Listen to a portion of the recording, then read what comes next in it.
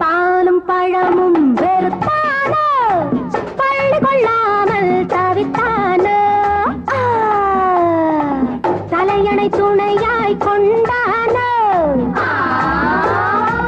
கற்பனை சுகத்தை கண்டானோ உத்தமி பத்தினி பெற்றது புத்திசாலிதான் சித்திரை வெயிலில் முத்திய பித்து பீடித்தான் எப்பவும் இப்படி 30 பல்லை ஈடித்தான்